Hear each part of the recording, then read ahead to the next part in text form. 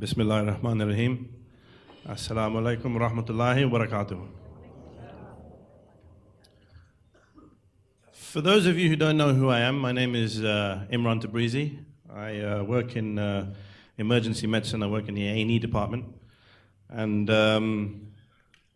before I say anything else, I would like to first of all thank Zahid and his wife, Nolly, for inviting me all the way from London to come here. And thanks for putting on such an excellent show. Has everybody enjoyed it so far? Yeah. Excellent stuff, brilliant. Okay, so basically what happened was I have been doing medicine, working in the emergency department for the last 12 years.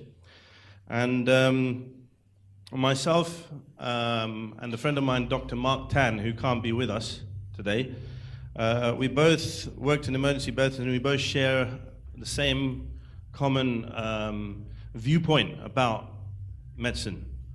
And the viewpoint we have is that one of the things that we were frustrated with the fact that a lot of patients would come into the emergency department and they would be on a whole host of medications. They would be on an anti-blood pressure pill. They would be on an anti-cholesterol pill. They'd be on an anti-diabetic pill. They'd be on a proton pump inhibitor. Maybe on a headache pill. The list goes on.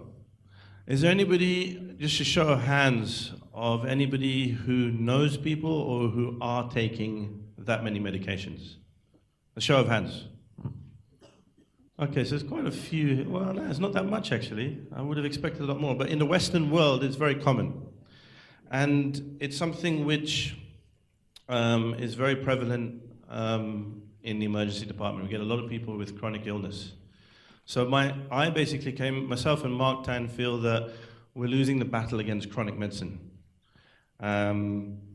Acute medicine, I think there is, we work in the emergency department, so we deal with that.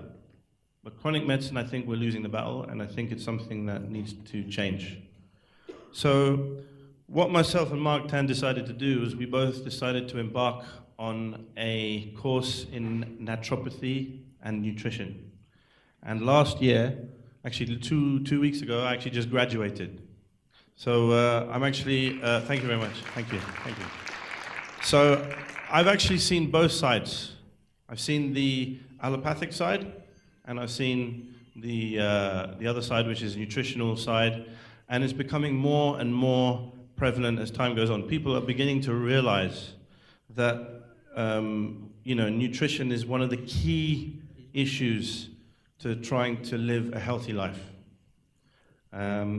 So nowadays what happens is that you have people now who are recognizing that.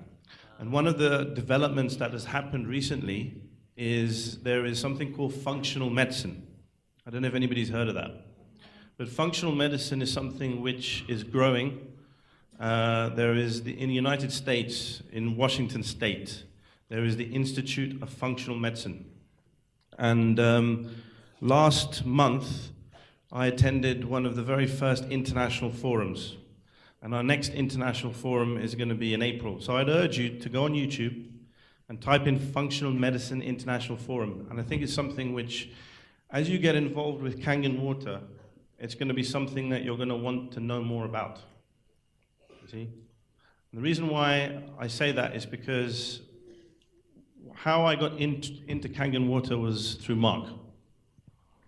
And through discovering Kangen water, it has taught me a huge amount about water that I never knew.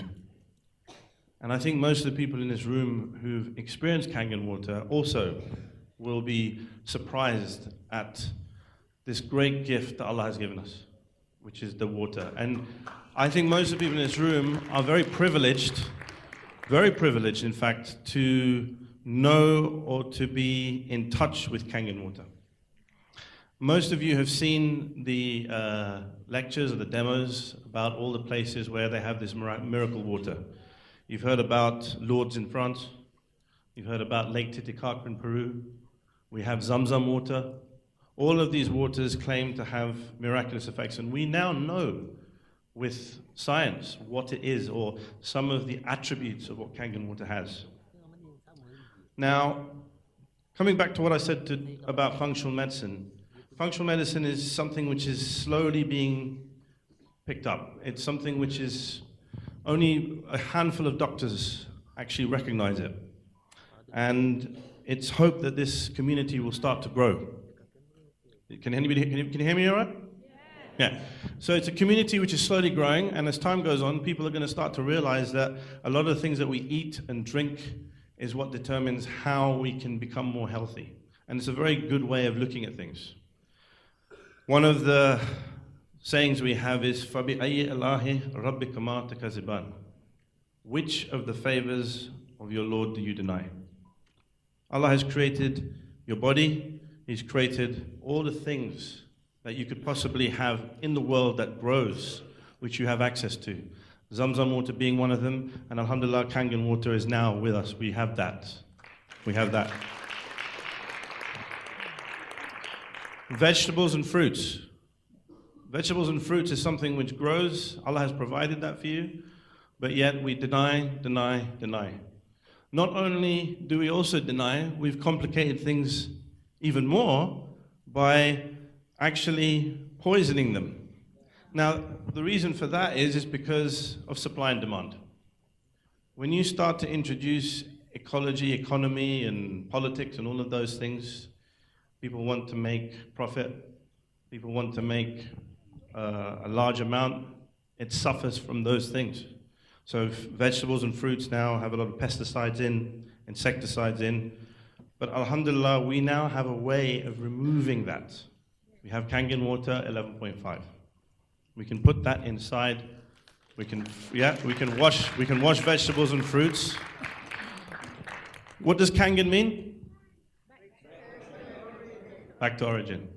So you can see the beauty of the water. Kangen means back to origin. So what it's doing, it's taking your vegetables and fruits back to origin, back to the way it was intended to be taken. Fresh, without pesticides, free of all of those kind of things which would poison your inside body. So this is such a powerful thing, and we should be privileged to have this. So what I endeavor to do next is to try and take you through a journey to understand what it is. We heard a lecturer earlier on talk about know your product. That's what I want to try and impart with to you guys. Having a deep understanding of what it is you really have, and how powerful it is. Now, before we say that, the other thing I'd like to mention is that there is a lot of conflict in the scientific community. And as people promoting Kangen water, you're going to come across situations where people are going to ask you questions like, why aren't there any studies to back up why Kangen water is so great? Is that a question that you've had to come across? So what do you say to them? Exactly, what do you say to them? Well, the thing is, what you have to understand is that medicine itself has also suffered the same fate as vegetables and fruits. It's been muddied, the waters have been muddied by politics, it's been muddied by capitalism to a certain extent, and what happens is, and also law. And these are the things that have taken medicine to a different level. In all my lectures, I always say, who is the father of medicine? Who is the father of medicine? Hippocrates? Not Socrates, no, Hippocrates. Socrates was the guy who did the 90-degree angle thing. Yeah. Hippocrates. Now, Hippocrates used to say, let thy food be thy medicine, let thy medicine be thy food. Now, I would have to say that the compass heading in medicine has changed direction drastically. We don't follow that rule anymore. We rely on medications, we rely on surgery. Now, I'm not saying that these things are bad, but what I'm saying is that moderation is the key. And we have to embrace this knowledge about taking responsibility for ourselves, drinking the right water, which you now have, the best, and eating the right food in the right consistency and pesticide-free. So, where is the conflict in this medicine? The conflict comes when it talk about research. Research is something which medicine depends on in order to justify why you go in a certain direction. For instance, we rely on something called evidence-based medicine. Now, what is evidence-based medicine? Evidence-based medicine is where you have a situation where you put something through a trial. So for example, we have a room full of people, you have a medication, you split the room up in half, you give half the people this medication and half the people a control. And you compare to see whether that medication has had the desired effect. And if it does, with the majority of people, they will pass it and say, yeah, this medication, we endorse this, this is it, this is what we're going to start using. And that, unfortunately, or fortunately, whichever way you look at it, has been the way in which illnesses have been treated or have been dealt with. So, a pill for an ill. So you have, for example, metformin, which is the drug for diabetes. You have proton pump inhibitor lansoprazole with people who have acid reflux. And this is the way in which we follow. And nobody would argue with that. Nobody would say that that's wrong because it's evidence-based. We've seen it work. But the problem here is that everybody's different. Every human being is biochemically different. And you're going to learn more and more about that. You're going to see a lot of these new products coming out. For example, something called 23. Has anybody heard of 23andMe?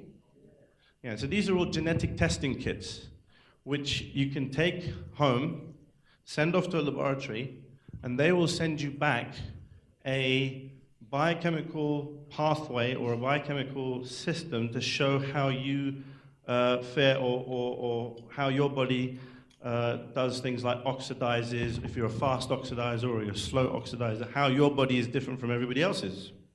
And that is something which is new. That is where medicine's going. And this is why nutrition fits in with that. Because now what we can do is we can look at the biochemical pathways and try to supplement. So for example, if you're deficient in a certain nutrient, you can then harness that nutrient. But then it depends on where the source of that nutrient comes from. Because now you have the problem with supplements. You have different types. You have supplements which do nothing. You have supplements which have been tried and tested. And that's why you need to go and see a nutritional therapist, because they usually will know which supplements are tried and tested and which ones work. So that's another sort of way of looking at how the body is and how we need to go down that pathway. Now, the other thing to mention is the next conflict, which is when it comes to talking about Kangen water itself. Now, does anybody know how to deal with conflict? So in Islam, how do we deal with conflict? So there is a surah in the Quran that says, let me get this right. It says, Khul. Let me get it. I better take it out because I'm going to keep forgetting it. I always keep forgetting. Let me get it right. Let me say this properly. All right. It's probably because I'm a bit nervous. That's why I keep forgetting. Yeah. Right. I don't want to say it wrong. Okay. So it's Khul ya ahlal kitabi. That means say, O people of the scriptures, Ta'alaw illa kalamati sawa'im baynana wa baynakum a'la na'budu illallah. That means come to words which are equitable or equitable between you and I, so that we may go forth and pray to no one except Allah. Essentially what that is trying to tell us is that we need to come to common terms between you and I in order for us to move forward. How do you come to common terms in a situation where people are relying on evidence-based medicine and trying to ask you about Kangen water? How do you deal with that? So the title of this lecture originally was The Science of Kangen Water. But I wasn't happy with that. I wanted something a bit more, I wanted to define it. And that's why we called it molecular hydration of Kangen water and its application at the cellular level. Why did I choose those words? Because that is how I wish to come to common terms. How do you come to common terms? You have to take things down to the cellular and molecular level. Because people can't argue with that. It's been tried and tested.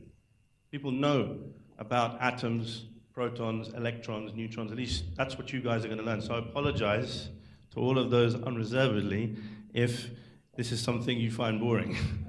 But I think it's important because we have to go with what our lecturer said earlier. You have to know your product inside out. And these are questions that people are going to want to know. We've heard some testimonials, some very heartfelt testimonials about somebody who had SLE. We've heard some other testimonials about people who have cancer. We've heard some other testimonials about people with diabetes. But the question is, why is it that Kangen water is helping these people? Now, as a medical doctor, I am not at liberty to make any statements about what this Kangen water can do. I'm not allowed to do that. I'm not allowed to make any, some wild, miraculous things that Kangen water does. But what I can do is I can explain at the cellular and molecular level how it is that these testimonials are actually happening. Why is it that these people are actually benefiting from Kangen water? And that's what I hope to try and achieve today. Because once you understand what it is that Kangen water is and how it works at the cellular level, you will be able to answer some of those questions. Okay? So, what we're going to do first of all is we'll go right into it. So, apologies again. What is water? What is a chemical symbol for water? H2O. So we have H2O. Now, is water H2O, really? Is it just water? Is it just H2O? Is that water? Is that what water is? No. So water is a medium which contains a lot of other elements. We have sodium, potassium, calcium, magnesium. Somebody's going to put up a periodic table at some point. But anyway, all of those are in the water. Okay? Now, but let's, for simplicity, we'll just deal with this, H2O. Now, H2O can actually go to H plus OH minus. So this is what is called a dissociation. So water usually looks like this. You have the oxygen and you have your two hydrogens. Some of you probably have already seen this by some other prominent lecturers on YouTube, including myself. Anyway, so you have H2O, which goes to H plus OH minus. And that is called a dissociation, and it goes back the other way. That's why the arrow is written in both ways. Now, what we need to understand is we need to understand the difference between this, this, and this. This is half the battle. A lot of people don't seem to get this right. And I've seen people make mistakes on YouTube when they talk about this stuff. So this is why I want to make sure that after you leave this lecture, you all understand what it is we're dealing with. And you can tell all your friends.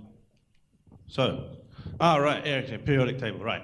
So in the top left-hand corner, you have the very first atom, or the very first element, which is hydrogen. Yes? H has an atomic number of 1. Now, every atom contains what three things? Or most atoms?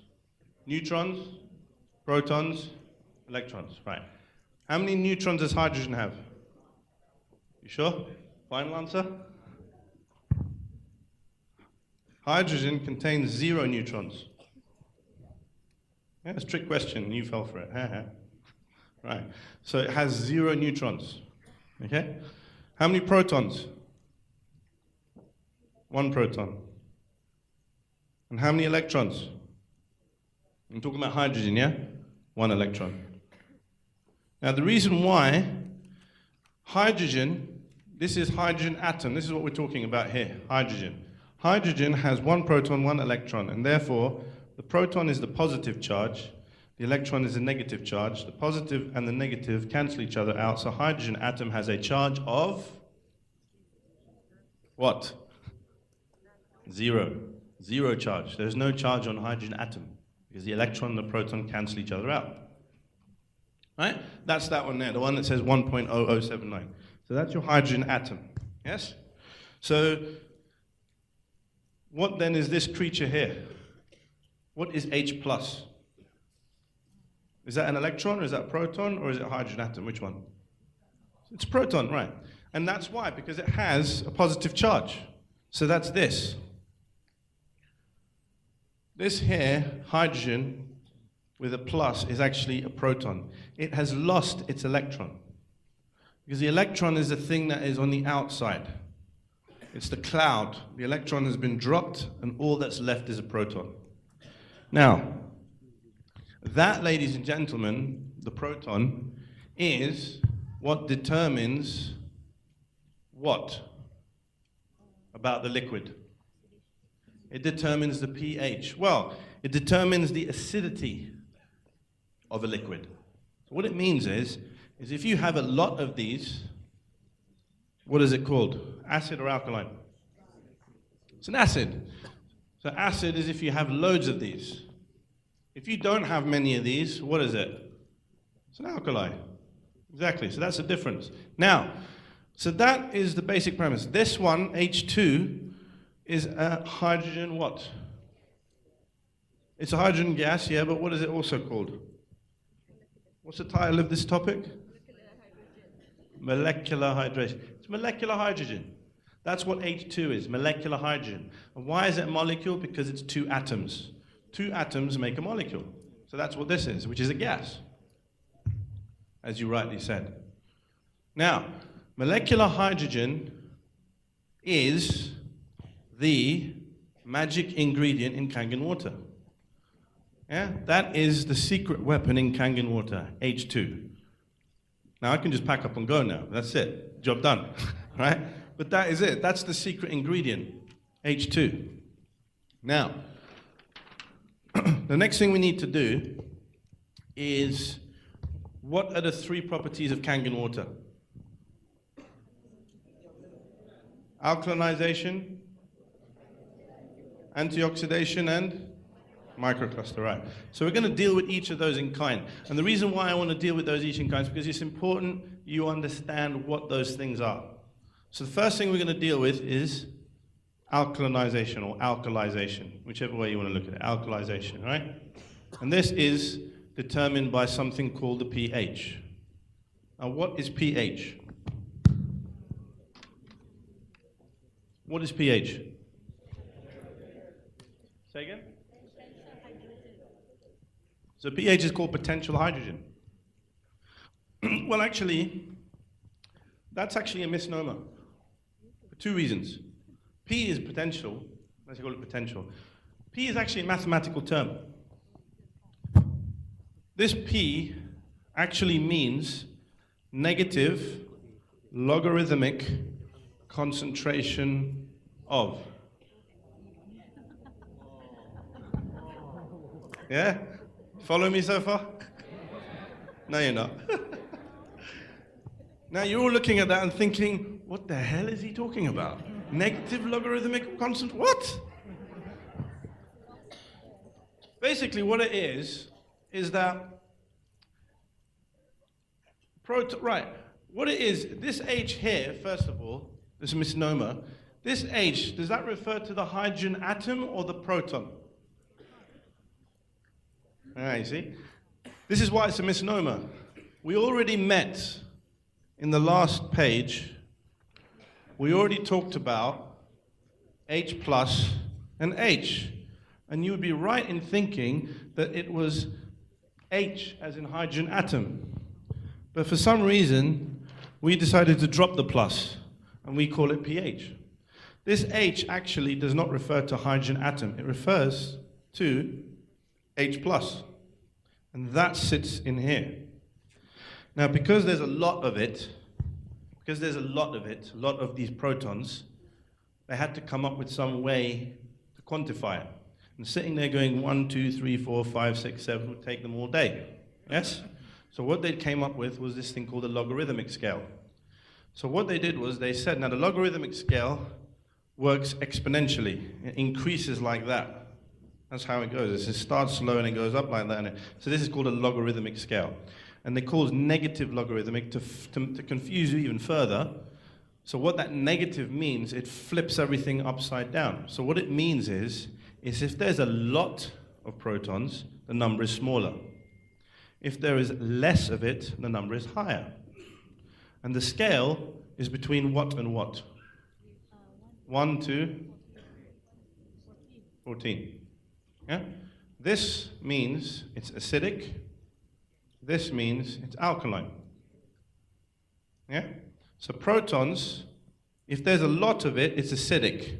So that's when you come up with pHs of 1, 2.5. Yeah? This is all in the acidic range. Then you come to our favorite, pH 9.5, which is at the other end, and even better, 11.5. Do those waters contain less protons or loads of protons?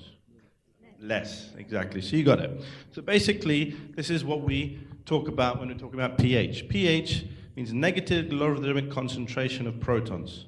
So if you understand this, then you understand the difference between acid and alkaline. So this covers alkalization. Now, what happens here now is when you go and do your demos, what color is it when it's acidic? What color is it when it's purple? Sorry, no, that's a stupid question. What color is it when it's pH 7? What color is it when it's 8.5? What is it 9.5? Excellent. So you've got a way of distinguishing each of those concentrations of pH. And it's very important because that's going to tell you how well that machine is doing at producing the pHs of the water that you have. And now you know why. So when you put purple in there, you say, oh, that doesn't have that many protons in it. When you see one which has got orange, you say, oh, it's got loads of protons in it. So now you know the difference. Yeah? So this is talking about protons. Right. The next thing we're going to talk about is antioxidation. Now, in order to understand what antioxidation is, we have to understand why is it called anti, and what is it that it's doing? What's so good about antioxidation? And in order to answer that question, we have to know what a free radical is. Does anybody know what a free radical is? And it's not ISIS. Right. Free radicals, can we get the periodic table back up? Right. Zoom out. Excellent. Right. So up there is the periodic table. Are you all familiar with the periodic table? Yeah, you all went to school? Excellent. Right. So what we have here is we have a table. And we have, on the far left, our friend hydrogen, which is in group 1, which is the first column. Now, if we move over to group 8, which is right at the other end, you have all of this column here. They're called noble gases. And if you go one more in, you have group 7, and the top one is fluorine. Yes? And below that is chlorine, and all the other enes, bromine, iodine, astatine, and can't spell the last one. Anyway, so these are all group 7. Now, the importance of group 7 elements is that they are the usual suspects when it comes to free radicals. Now, what is a free radical? A free radical is an atom, an ion, or a molecule that has a lot of energy, or it becomes so energetic that it leads to damage. Now, how does it do that? In order to answer that question, we have to go and visit our friend Mr. Bohr. Has anybody heard of the Bohr atom? No. B-O-H-R, Bohr. So, and it's not to be boring, but it's basically to tell you about the atom and try to explain all of this. So what we have is we have an atom which contains, as I said before, neutrons and protons, but then you have the electrons. And what we have is we have the first shell, which contains 2 electrons, which is the first shell around the atom. So I want you to visualize something that looks like planets. Yeah? That's your atom. And the first shell, or the first layer, is this layer here, which has got the 2 electrons. So this particular one here would be referring to helium, which is the one on the far right. Hydrogen has only got 1 electron. Yeah? Is this atom happy? Why not? Because it only has 1 electron, and electrons like to come in pairs. So this hydrogen atom will do what? it will merge with another hydrogen atom to form 2 electrons, and this is H2. You all got that, yeah? All right.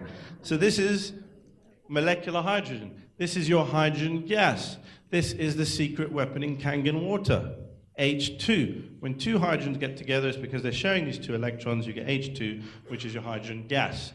That's why when you have the water coming out of the spout, yes, you go and get your lighter, you hold it by the stream of water as it comes down, and what happens? No, it doesn't blow up. You hear a popping noise, and that's your hydrogen gas. That's the hydrogen gas reacting with the light, and that's H2. That's molecular hydrogen. That's where 2 hydrogen atoms join and form that. Right. Now, well, thanks. Right. So, now, moving on from this, we need to move on to which we started off talking about, which is group 7. Now, group 7 is in the second row, yes? So in the second row, you already have 2 electrons. Now we come on to, well, actually, let's do this on the next page. Right, so we've talked about hydrogen. Let's put hydrogen up here with 1 electron. Now we're going to talk about fluoride, which has got 2 electrons in the first shell, and then in the outer shell, it's going to contain 1, 2, 3, 4, 5, 6, 7. 7 electrons. Is this atom happy? No. Why not? Because it has 1 unpaired electron, which is this one. So this fluoride atom is going to try and grab it off anybody it can get hold of. It really wants that electron. Yes? It's like me, I'm hungry, I go and thief some money off Zahid, he's going to be very upset. So he's going to then take money off somebody else, and he's going to take money off else, and it goes around, and that's what you call a chain reaction. That is what is free radical damage. Yes? So that's essentially how this works. You have a free radical, this becomes the source of a free radical, and it's going to rip electrons off anything it sees. That's why, for example, when we start talking about damage, you get free radical damage to cells. Yeah? And what's happening is, for example, if you want to apply this to something like, for example, patients with high blood pressure. Why do patients have high blood pressure? There's a number of reasons why they have high blood pressure. One of the causes is in the vessels that contain tissue, and tissue is composed of cells, and those cells get damaged. How do they get damaged? The free radicals get in and damage the inside of the cells by doing this, by ripping electrons off other things. And by ripping electrons off, that is called an oxidation or reduction reaction? Oxidation, because oxidation leads to aging, damage, rust. You guys remember the apple? Yes, it goes brown, so that's oxidation. So this is what it's doing. It's trying to rip electrons off to fill that up. Yes, that's fluoride. Chloride, which is the next one down, has another shell. And that contains 1, 2, 3, 4, 5, 6, 7. Has another single. Is that atom happy? No. Why not? Because it has an unpaired electron. So chloride is going to do the same thing. It's going to rip electrons wherever it sees it. That's why chloride basically is causing damage to cells. And somebody decided in their right mind that it would be a good thing to go and stick in water. Yes? And who decided that? Somebody who wanted to try and save people's lives because they felt. So you know about the story about this. This happened in London, of all places, because everything happens in London. There was all these people getting sick. Somebody from number 22 was getting sick. Somebody from number 28 was getting sick. Somebody from 42. This guy, he looked and he said, why are all these people getting sick? So then he decided, he looked, and in those days, they all used to share water from the well. So you go to the center of the well, there's a well there, so he went there, took a sample of water, looked at it under a microscope, and what did he find? Bacteria. So he thought it would be a good idea. He says, I know what, we need to come up with something we can put in the water that's going to kill the bugs, but not necessarily going to kill the people. I know, we'll stick chlorine in. And that's how chlorine has been added to water. That's why we drink it. They pass it through government, and that's why we add chlorine into our waters to try and kill all the bugs. But what is it doing to you guys? Nobody asked that question. Because by the time you pass away, nobody cares. Yeah? So this is what it is, chlorine. Chlorine in the water. Now, so chlorine is also a source of free radicals, as is fluoride. So this is a free radical. Now, how are you going to make this guy happy? You're going to have to give it something. Now this comes on to what I say at all my lectures, so some of you already know the answer to this. But in what form does the most powerful source of energy exist in? In what form does the most powerful source of energy exist in? Some people say sun, some people say light. Simpler than that. Love. Exactly, love. What is love? Love is the law, power of attraction. Now, what does the law, power of attraction say? It says that if you give love, it has to do what? It has to come back to you. Yeah? If you give love, it has to come back to you. It's not a question of when. It's not a question of if. But what you must not do is expect. Don't expect. You give it freely. Why is that important? Because now we come on to the secret weapon in Kangen, which is molecular hydrogen. Molecular hydrogen contains 2 electrons which they share. Yes? Now this, ladies and gentlemen, is your antioxidant, not OH minus. Now unfortunately there's a Dr. Michael or whoever it is on YouTube keeps on saying it's OH minus. It's not OH minus, it's active hydrogen is the antioxidant. This splits apart and becomes 2 hydrogen atoms. And why are they hydrogen atoms and not protons? Because they contain their electrons. Now can you see now that if you introduce this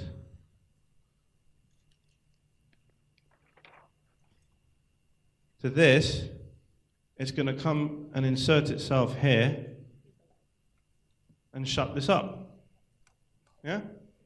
So by donating that electron and uniting with chloride, it's an antioxidant. It's neutralized the free radical. It's prevented the free radical from causing a catastrophe by ripping electrons off everybody else. Can you see the beauty in that? That's what molecular hydrogen is doing. It splits apart. You have all of those little bubbles that you see in the water, those things are going to get inside of you. And when they get inside of you, they're going to neutralize the free radicals inside your body, which you expose yourself to day by day. Yeah? And what sort of free radicals are there?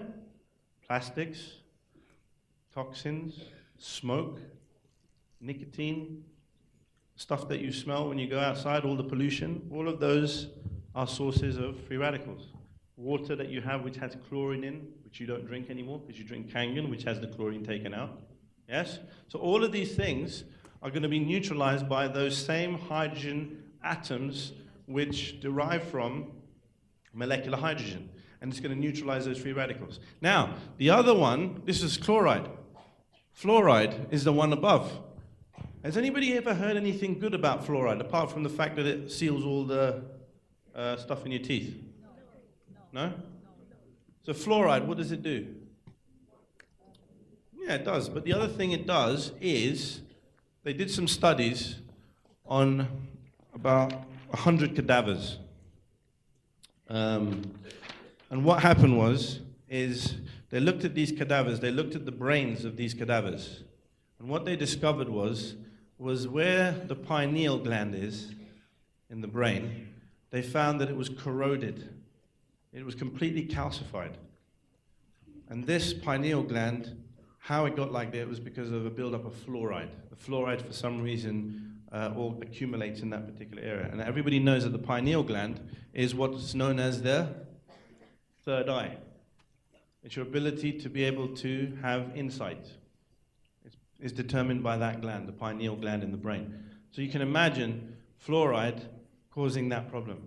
And one of the problems we have now is that a lot of water has fluoride in. As a matter of fact, there are some places where it is actually legislation to put fluoride in the water. And in England, we have places where we have hotspots where they actually, by law, have to put fluoride in the water. Thankfully, it's not London, where I live. It's up north. Hey. So, fluoride.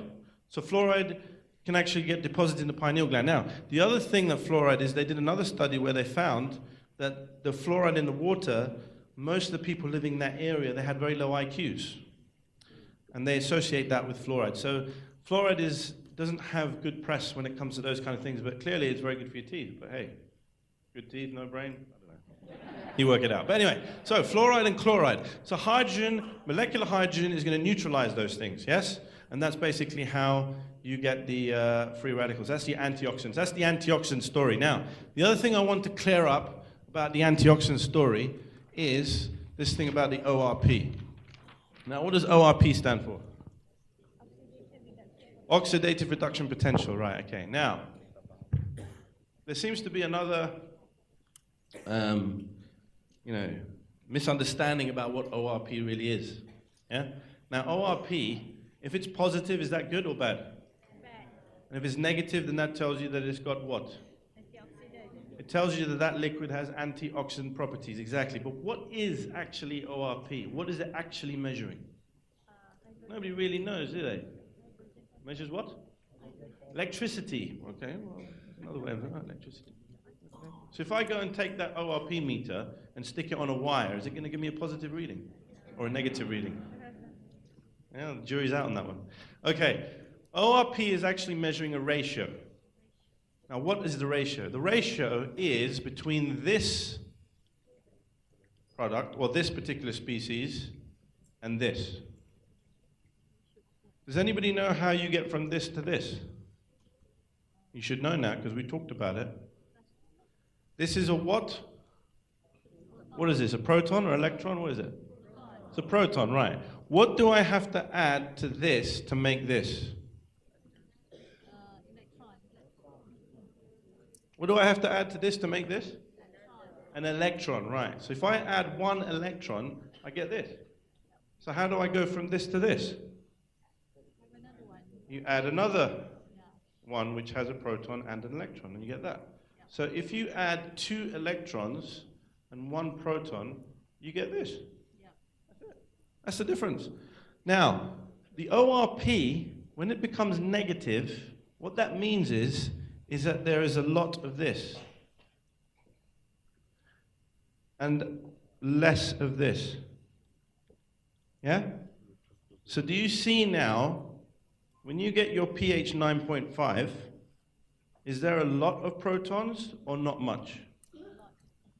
Not much. Not much. When you get your pH 9.5, are there a lot of H2 hydrogen gas bubbles in it or not? So you have a lot of this and little of this, so therefore you have a negative ORP. Yes? You get a negative ORP. If you have a positive ORP, it's the other way around. It means you've got more protons and less H2. So if you go and measure the ORP in your pH 2.5, what is it? Positive or negative? It should be positive, yeah. So this is telling you then that that particular product has antioxidant properties. So that's what the ORP is measuring. ORP is measuring the ratio between molecular hydrogen and its precursor, the proton, which you have to add the 2 electrons through to in order to get the H2. And where does those electrons come from, guys? So, earlier on in the lecture, you heard about energy in the form of something called it's called potential electrode unit, PEU, yes? You know about PEU? So you take the wattage of the system, you multiply it by the amperage, and you multiply it by the surface area. And as we know, the SD501 has a very, very high PEU. All of that energy goes into that water to produce that active hydrogen. It takes the water, the H2O, and it obliterates that water to produce, well, it produces this. H2O goes to H plus OH minus. Anything else? Plus H2. Those are your byproducts. That is what that energy is doing. This is why you're going to have some machines which don't have enough energy to do that. And they can't produce that enough energy to do it, because if they did, what would happen to the plates? They would melt, because they can't stand up to that. This is why you have medical grade platinum, yes, which is coating the medical grade titanium. Yes, platinum, yeah, that's right. So what you have is you've got a very, very powerful plate which can withstand that heat and that energy, and in so doing, transfers that energy onto the water to produce your active hydrogen from that water, which produces all these byproducts. So you've got OH minus, H plus, and H2. Now, while we're on this subject, the other thing I'd like to do is to clear up this notion about how the electrolysis works. Because I think somebody mentioned my name when they were talking about it, so I feel obliged to talk about that and explain what it is. Now, electrolysis works through a system where you have a positive and the negative. Yeah? Remember this in school? You took one electrode and you put it in one mug or a beaker, and you put the other one in the other. One is positive, one is negative. The posh name for this is cathode and anode. Yes? So this is the negative and this is the positive. Now, how do they separate out? Now, when I look at these diagrams, I always get confused because I don't think it actually explains well what actually is going on. Because what you get is you have water. Water is what we're going to throw into this system. So you have your Kangen machine, you have your 7 electrodes all lined up. You have the positive charge on this side, negative charge on that side. So what it means is that all of those ions are going to separate out. So you've got H plus and OH minus.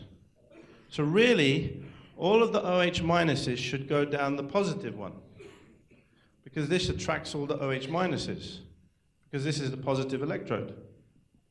But I noticed that in some diagrams it's flipped around the other way. But anyway, at the end of the day, basically what you have is you have a system where you're separating the water out into acidic water and alkaline water.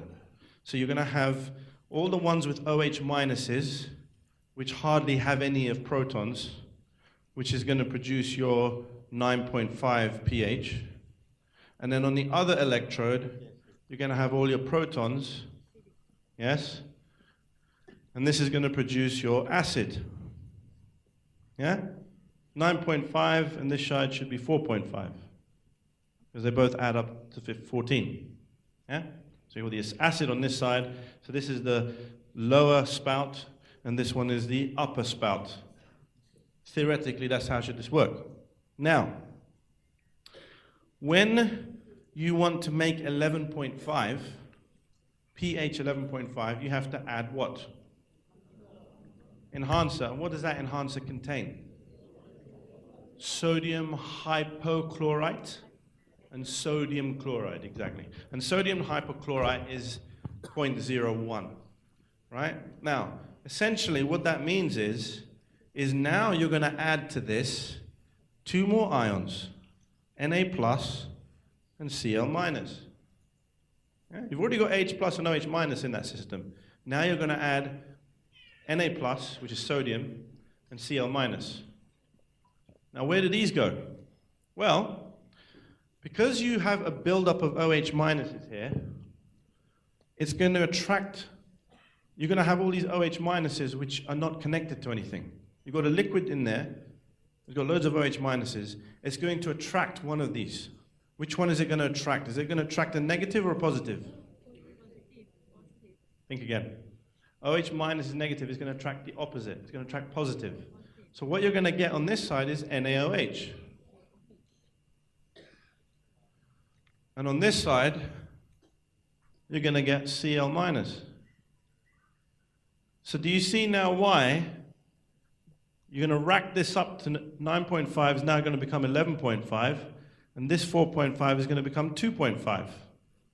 Can you see now why the 2.5 smells of what? Smells of chlorine, isn't it? Yeah? Because what's happened is that the Cl is merging with the protons to form hydrochloric acid. That is what is your pH 2.5. It's basically hydrochloric acid, or a weak hydrochloric acid. Right? This sodium hydroxide is pH 11.5. Sodium hydroxide, ladies and gentlemen, is also known as oven cleaner. That's the stuff that you use to clean the fat inside of the oven. Do you see now why pH 11.5 does what to sesame seed oil? Emulsifies it. Just like how oven cleaner works. So that's why when you add the enhancer, you're getting a strong alkali which will do that job. Yes? Does that all make sense now? You see that, how it all works, how the chemistry works. The sodium hydroxide is coming out through the, well, will come out at the top, wouldn't it? Which is the strong Kangen water, the strong Kangen 11.5 pH. And the acidic water is going to come out at the bottom. That's the one that smells like you've been to the swimming pool. Yeah, hydrochloric bleach, exactly, yeah. So that's the stuff. So that's the difference. And obviously, you know about all the benefits of that. We saw a table earlier on about how the effect it has on bacteria and viruses, which is very good. So, yeah, so that's the chemistry behind the electrolysis process. I hope that clears that up. So that's ORP, that's electrolysis. Now, the last thing we've got to talk about is microcluster. Yes? Now, what is microcluster? What is it? I'll tell you what microcluster is. Microcluster is another misnomer, because we like doing that with you guys. Yeah, pH, microcluster. Microcluster is basically a way of trying to describe the property that the water has in being able to penetrate and get into places where you wouldn't ordinarily expect it to. Yes?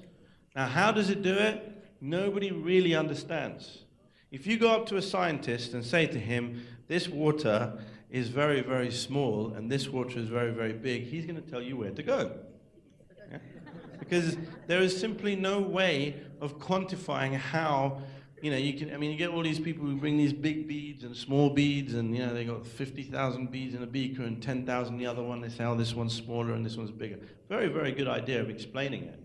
But what it actually does, it uses a very careful sort of way of basically vibrations, I think is what it is. It looks at the vibrations of the actual atoms and its ability to penetrate. But I think the key thing is active hydrogen. Because hydrogen is the gas. We did an experiment where we took a bag, a plastic bag of water, which contained just normal tap water. Now you're going to tell me what this does. When I measured the ORP, what was the ORP of the tap water? Was it positive or negative? How much? About 200 to 300, yeah? Now, what we did was we inserted that in a beaker full of pH 9.5, which had an ORP of what? Positive or negative? Or negative 600, actually, because we did it with an SD501. We've got negative 600 ORP in the pH 9.5. We had a plus 200. Then we went away. We made a cup of tea. And then we came back. When we measured the ORP in here, what was the ORP? Positive or negative? Negative. It was negative. So somehow, this water has entered through this plastic bag into there and caused this to go up. What is that? Electrons? Active hydrogen. Active hydrogen is a gas. Gas gets across the... It's exactly the same thing as... Basically what it is, it's a semi-permeable... Well, Normally, if you had, for example, salt solution outside, would you expect the salt to get inside the water through the plastic bag? No, can't do it. But the plastic bag, for some reason, that active hydrogen managed to get across that gap. So that is what is actually doing it. It's the active hydrogen. Because remember, look how small it is. Well, we had the periodic table up. Small, it's only what? Atomic number of 2 molecular hydrogens, 1 and 1. And that is so tiny, it managed to get across that plastic into the other. So that's essentially what's happening. And through that, because the other thing is, when you measure the volume in here and the volume in here, would you expect this volume to go up? It doesn't.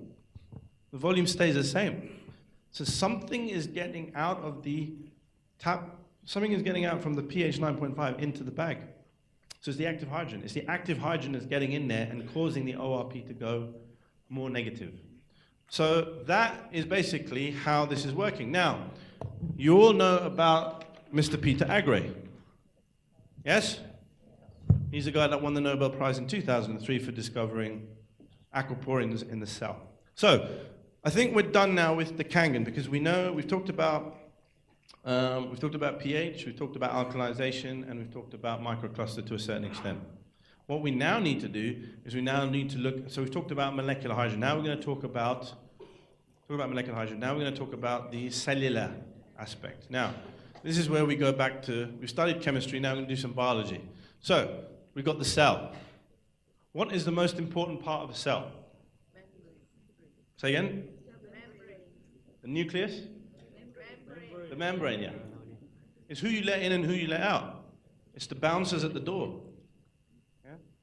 That is very important. And this is made of a lipid bilayer. Now, what is a lipid bilayer? A lipid bilayer is basically you have fats and you have proteins. On the inside of the cell, you have liquid. And on the outside of the cell, you have liquid. And you have these bilayer where the fat is on the outside and on the inside. And the proteins are sort of near the center. Well, actually, the protein actually can go right across. But essentially what it does, it has a water-liking side and it has a fat-liking side. So most of the fats are all in the center and all the water bits from the outside. But anyway, this is a lipid bilayer. It lets things in. In the cell, you have your nucleus. In the nucleus, you have your DNA, which, ladies and gentlemen, is also an area where you can get free radical damage. If you get free radicals damaging the DNA, you're upsetting the genetic code. Now, what is the purpose of a cell? What does a cell do? What does a cell do?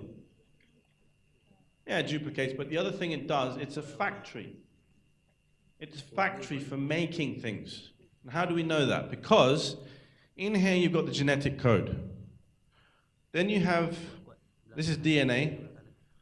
Then on the outside of the cell you have these wonderful things here, which are called what? Mitochondria. Yeah, and this is the energy producing cells. Or basically what it is they're organelles which are in the cell which produce energy. And the currency of energy in the body is known as ATP, adenosine triphosphate. That's the energy. If you've got enough of those, that's how you're able to walk around, move around. Yes, ATP. So these mitochondria produce ATP, and this here is your nucleus. Now, this is not the cross-section of an orange. Okay? I want to make that clear. So what you have is you have your DNA, and then you have the messenger RNA which comes out, and then you have these things called Golgi apparatus. And this goes here, and it produces proteins. It takes amino acids, and it joins it together, and then it ships that protein out of the cell. That's basically what it is. Yes? So it's like a sort of power plant. It's almost like a car manufacturing factory. Yeah? It's a factory producing cars, and the cars get shipped out. That's what the cell is. It's producing all these wonderful proteins which go and circulate around. Now, what are the 4 side effects of Kangen water? The 4 side effects. Come on, man. You guys, you've seen Demikale's thing, haven't you? Yes? Right. So the first side effect is you get a headache. Yeah? People who are not used to drinking Kangen, first thing that they get, not everybody, first thing that they get is they get a headache. Usually lasts maybe the evening and then it goes off. Now, why do they get a headache? We're told that it's called healing crisis, which is true. Because what it is that in your body you have water. And we'll come on to that in a second because I need to explain to you how that works. But essentially, your cells are not used to it. It's not used to that degree of alkalinity. Somebody in their right mind came up with this idea that you should all drink tap water, which has a pH of 7. And we've been doing that ever since. Yes? Now, our body is used to that. Suddenly, we get 9.5 pH thrown into the system, you start drinking it, and it gets into the blood, and we know that it has this microcluster capability, so it can penetrate every single cell. As a matter of fact, as soon as that water touches your lips, it's getting absorbed straight into the system. It goes through the cell, into the blood, up in, across the blood-brain barrier, into the brain, into the cell of the brain, yes? And then your brain then says, what the hell is happening here? All this PAR, it's completely overloaded. And it starts firing off all of these signals, and you get a headache. And then what happens is it starts to acclimatize, everything gets back to normal, and then your body gets used to it. So that's the first side effect. Yes? The second side effect is what? You go to the toilet. You end up peeing more. Yes? Because obviously, if all this fluid is getting into the system, it's got to come out sometime. And this is why half of you will end up going to the toilet halfway through this. That's if you've been drinking all day. But anyway, so that's the second side effect. The third side effect is you start to sleep better. Now, why do you sleep better? Because inside the brain, you're producing something called melatonin. When the melatonin levels go up, you sleep better. And the last side effect is your energy levels start to go skyrocketing through the day. These are usually slightly later side effects. And the serotonin level goes up because your body's producing more serotonin. Now, why is it doing that? Why is it producing more? This is a question you're going to get asked. Why? Well, this is your cell. Inside this cell, you have liquid, you have this, you have all of these organelles. Think about it like a car factory plant. If I want to increase productivity in a car plant, what do I need to do? You got to have better facilities. You got to have more workers. You got to make sure you feed the workers. You don't want workers who end up collapsing on the floor and you kick them out. Yeah? You need to make sure that they have the proper working environment. You need to make sure you have proper materials so they can build the car. You need to make sure that you have enough funding. Yeah? All of these things become important. So exactly the same thing is happening here. What you need is you need all of these cells to have all of the things so that it can produce. You need proteins, you need nutrition, and the other two things you need is temperature and pH. Yeah? So for example, if you're working in a power plant or working in a car factory plant, if you reduce the temperature in the room to minus 20 degrees, are those workers going to work effectively? No. So you're going to make sure that, and if you heat it up too high, and it gets really boiling hot, are they going to work effectively? No. So you've got to make sure they have air conditioning, so those workers can work properly. So temperature is important. Yeah? The other thing that's important is pH. Yeah? So if you have the optimum pH in this cell, it's going to produce more. So what I'm saying is that those people who do not sleep properly, yes, they probably aren't producing enough melatonin. And it's possible that because their pH environment is too high, it should be slightly lower. And how are we going to achieve a slightly lower pH? By drinking Kangen 9.5. Because you're going to optimize the pH in the cell so that it can do the job that it was meant to do, which is to produce those proteins and those melatonin in the cells, and so that you can sleep properly, serotonin, so that you have high energy when you're working through the day, during the day. So this is what the cellular environment. So it's important you understand this, because that's how you're going to understand how those side effects come into play. Yeah? So, the next thing we need to talk about is, for example, these conditions. So you have things like diabetes, you have high blood pressure, we had somebody who had SLE, we have cancer, all of these conditions. And I'm not going to go through every single one of them, but As I said before, if we can go down to the molecular and cellular level, you might be able to answer those questions for yourself. We've already discovered that in order for a cell to work properly, it has to have the optimum environment to do it in. So we've established that the temperature is important, pH is important. Now, you've all heard of a guy called Otto Heinrich Warburg, yes? And what did he say about cancer cells? Acidic environment and lack of oxygen, exactly. So, in order to try to counteract that, you want to try and provide an environment which is alkaline and has antioxidant properties or oxidation. And this is where Kangen water 11.5 comes in. Because the pH 11.5 is going to be the most highest pH you can get out of the cell, out of the machine. And by producing that high pH water, now, another question you're going to get asked, do I use it with enhancer or without enhancer? Yeah? Common question? Right. The answer to that question is that what is the difference between enhancer and not using the enhancer? What pH level are we talking about? Negligible, isn't it? It's about 1. But it's still quite important because it's a logarithmic scale. So it's probably a factor of 100 or 1,000 between pH 11.5 and say 10.5. 9.5 is what you get out of the machine when you press the 9.5 button. But when you press the button which says strong acidic water, the pH you're getting is slightly higher without the enhancer. When you stick the enhancer in, I've already explained to you what happens. The sodium hypochlorite solution separates out, sodium joins the hydroxyl, produces NaOH, which makes that water even more higher pH, 11.5. Yeah? So that's how you're getting that. So what you're trying to do essentially is you're trying to produce a cellular environment which contains less protons. Now this comes on to what's known as the dilutional effect. To explain the dilutional effect, we have to go to the next diagram, which is to understand how much water there is in a 70 kilogram male. You have a 70 kilogram male. How many liters of water inside a 70 kilogram male?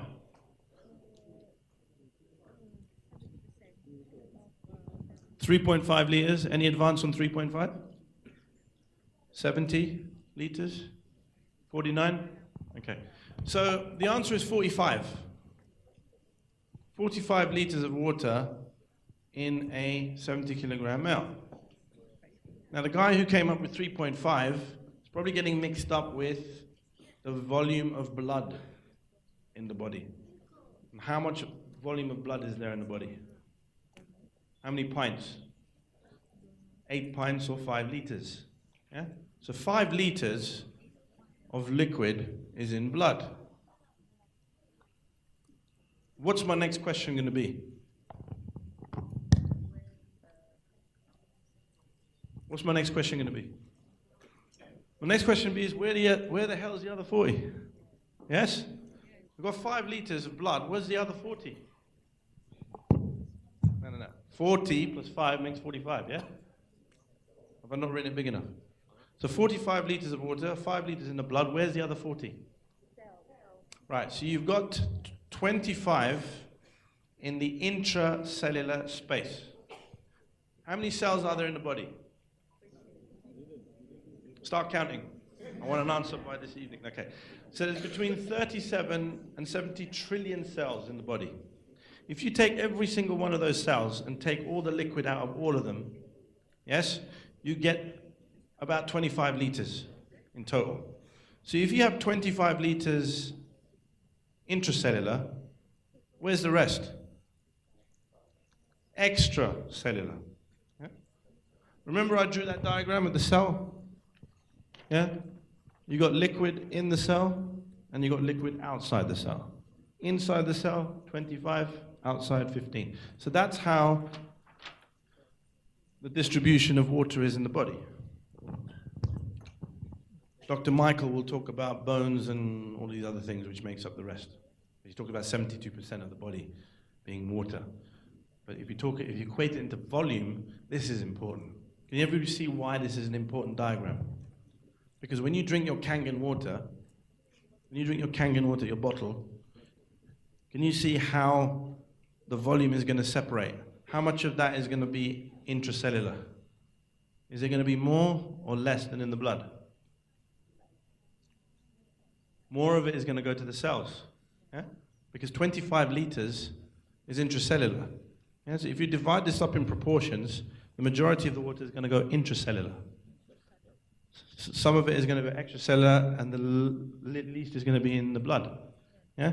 That's how the water is going to distribute, because we also know that this particular Kangen water has what other property? Microcluster. So it means that it can get through all of those barriers. Remember, the fluid in the blood is contained within a closed circuit of arteries, veins, capillaries, venules, and the chamber of the heart. That's where all the volume of blood is. Yeah? So that's one closed circuit. So you're going to get water getting into that. Then you've got water in the cells, which are surrounded by a cellular membrane. And then you've got fluid outside the cells, which are within a network of cells which are encasing that extracellular space. So straight away, you can see you have three different compartments. You've got the fluid compartment in the blood, you've got fluid compartment in the cell, and you've got fluid compartment in the extracellular space. This water has to try to penetrate all of that. And as we know, Kangen water has the capability of doing that. So it's going to separate out like that. Can you see now why majority of that water is going to get into the intracellular space? That's why in 2 hours' time, or 1.5, you're all going to end up in the toilet, because it all has to come back out. Now, if you have a system like that, can you see why detoxification is going to be very important? Because if that water can penetrate the intracellular, that water can get into the cell, and it can then come out, essentially you have a system, you have the best transportation system possible at your disposal by drinking this water. Because this water is going to get into the system, it's going to take out all of the carbon dioxide and all the various different excretants. Yes? You've seen the diagram where Dr. Michaels explains about how the cell contracts and expands, and then by contracting and expanding, it's releasing some of those toxins. And you've got nutrients going in. So the water gets in, it changes the pH environment within the cell. So now we're covering Otto Heinrich Warburg's point, which is that you're trying to alkalinize the inside. Now, what you're actually doing is you're going to be reducing the pH. So the more and more of this Kangen water that you drink, day by day, I mean, how much water are you going to drink in a day? It varies. The allopathic guideline is men should be drinking at least 2.5 liters of water a day, and women should be drinking 2 liters a day. But that's a guesstimate. What you should actually do is take your volume in kilograms, multiply it by 50. So if you're 50 kilograms and you multiply by 50, you should be drinking at least 2.5 liters of water a day. Yeah? If you're 100 kilos, multiply that by 50, you should be drinking about 5 liters a day, or about a gallon. American gallon, which is just under 5. So it's about 5 liters. But if you have 45 liters of water in your body, how long is it going to take before you completely replace all that water if you're drinking 5 liters a day? Take about 9 days. Yeah? If you're drinking half of that, it'll take you about 2 weeks. Well, 18 days, about maybe coming up to 3 weeks before you actually replace all of that water. Yeah? So this is essentially what you're trying to aim for, to try and get all of that water in and detoxify the body. So after 3 weeks of drinking Kangen water at 2 liters a day, you can rest assured that what you're doing is you're replacing all of that. You're detoxifying the body. So that's one of the other main benefits. So can you see now, as we go through this, explaining at the cellular and molecular level, we've already covered loads of properties here. One property we've already talked about, detoxification. Another property we've talked about is trying to get the pH to be slightly lower and create an environment in which cancer cells cannot grow. Because Otto Heinrich Warburg said that if you can get the pH... Now, before we talk about what Otto Heinrich Warburg said, what's the normal pH of blood? So the pH of blood is normally between 7.35 and 7.45. Anything outside of that range, the body goes into shock. Yeah? This is where we start talking about the slide which we saw very at the beginning, where we're talking about alkalinizing water chemically. What that does, it alkalizes the blood. Now, there's another thing I want to clear up. When people talk about alkalizing the body, are we talking about alkalizing the cells, or are we talking about alkalizing the blood? See, again, mixed reactions, because doctors and nutritional therapists alike are not very good at explaining this. This is why they need that diagram with the water, the blood, the cells, the intracellular space, extracellular space. What you're actually trying to do is you're trying to alkalinize the cells in the body. Yeah? That's what you're trying to aim to do. But that also involves blood, because blood contains cells. It's not just the blood, it's the whole system you're trying to alkalinize. Now, if you try to alkalinize the blood alone, the problem you're going to have is you're going to push that pH beyond 7.45. Is that good or bad? Yeah. So that means you go into something called metabolic alkalosis. Yes? Now, the two organs which are responsible for maintaining the pH within the body is the lungs and the kidney. When you breathe in oxygen and you breathe out what? Carbon dioxide. And carbon dioxide is the acidic component. In order to understand that, you need to look at this equation. H2O plus CO2 goes to H2CO3, and on this side it goes to H plus HCO3 minus. Now you're all looking at that and thinking, what the hell has he drawn there? Well, let me explain. H2O is water, CO2 is carbon dioxide, which is a gas. If you join these together, you get hydrogen carbonate. On this side of the equation, you have protons, our friend the proton, and a bicarbonate ion, HCO3 minus. Yes? This here decreases the pH, making it more acid. Right? So if you have a lot of this, it's going to drive the reaction that way. Actually, you know what? I've drawn this wrong. This should be here.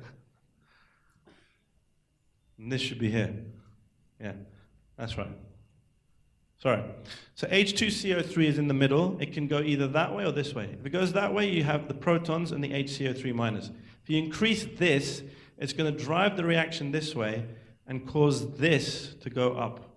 If you blow this off when you breathe out through your lungs, you're going to reduce the acidity. So, for example, when you take patients, for example, who have a low pH, so for example, we've already established that the normal blood pH is between 7.35 and 7.45. I have seen patients come into the A&E department with pHs of 6.9. And 6.9 is very, very ill. These patients are patients who have what's known as diabetic ketoacidosis. So basically what it means is they've got a lot of acid in their body. Yes? So by having a lot of acid in their body, you need to try to reduce it, and this is why the body goes into shock. Yeah? So what happens is those patients who have diabetic ketoacidosis, they're breathing very high. They're like that, they're hyperventilating because they're blowing off CO2, carbon dioxide, to try and get their body to reduce the acidity. So this is how the body works. So this system here is how the body controls that. So the blood pH is trying to maintain within this 7.35 to 7.45. Yeah? And anything outside of that is going to basically not be compatible with life. So what Otto Heinrich Warburg said is that if you can get a pH of 7.41 or above, cancer cells cannot grow. Can you see now why, by drinking Kangen 9.5 or 11.5, that might help to would help to increase the pH of the cells? Yeah? Now, it's not going to happen where you just drink the water and suddenly all the cells then become 11.5. It doesn't work like that, because it's called a dilution effect. I always equate this to taking a drop of my blood. If I take a drop of my blood and drop it in the ocean, does the ocean go red? It doesn't, but it goes slightly red. What degree of redness? We don't know. It's very, very, very minute. It's the same with 11.5 pH. You add that to the water, You add that to the body, it's going to increase the pH only very slightly, but it may just be slight enough to push that pH above 7.41 and create an environment in all the cells in the body to be at a level where cancer cells cannot grow. So do you see now why that pH is important? Yes? Excellent. So that's about the blood story. We've talked about Otto Heinrich Warburg, about trying to increase the pH, 11.5. I think that's it. I think I've covered it all. Thank you very much. Assalamu alaikum.